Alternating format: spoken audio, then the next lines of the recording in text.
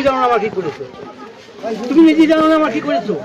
আমি তো অনেক মানুষের উপকার করি বাবা। আমি বলছি তো তুমি জানো না আমার কি। কোন দল আমি দেখি না, যে ফোন করে তার উপকার করি। তুমি জানো না আমার কি করেছো, আমি জানি তো, এটা আমাকে কিছু বলতে হবে। ঠিক আছে, হ্যাঁ। এবং দশর রেশম সবই সিপিএমদের রাজনীতিটুকুই ভালো বলছে এখন, তাহলে ওদের রাজনীতিটুকুই ভালো বলছে। এই তো আমাদের শোনে, আমরা কি জানি ঘরে বসে থাকি, সকালে ঢুকে আছি এই বের হবো। গোটা দিনে কত টাকা ইনকাম হবে? ও কিছু না, ও কিছু না। যদি 8 হাত বোনা হয় তাই 400 টাকা মজুরি, 200 টাকা হবে।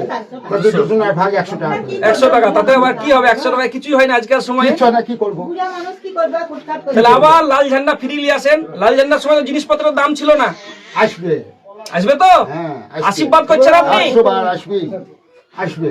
তাহলে আপনাদের আশীর্বাদ নিচ্ছি। এই আমাদের আমার স্ত্রী 4 বছর থেকে কম্পিউটারের লিস্টে নাম লোড হয়ে আছে। আচ্ছা, হাতে কোনো সমাগমা নাই, মানে যখন লক্ষ্মী ভান্ডার এসেছে তখন। আচ্ছা, লক্ষ্মী ভান্ডার দিতে গেছি, মাইকে প্রচার করে বলে গেল যাদের 60 বছর পূর্ণ তারা দরখাস্ত দিবেন না।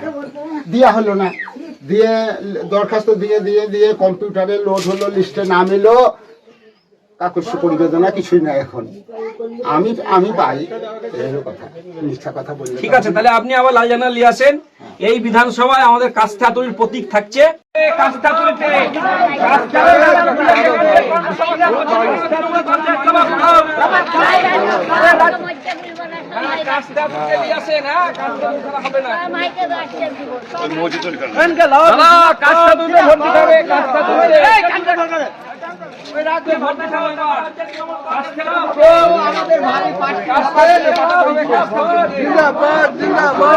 বিধানসভা নির্বাচনে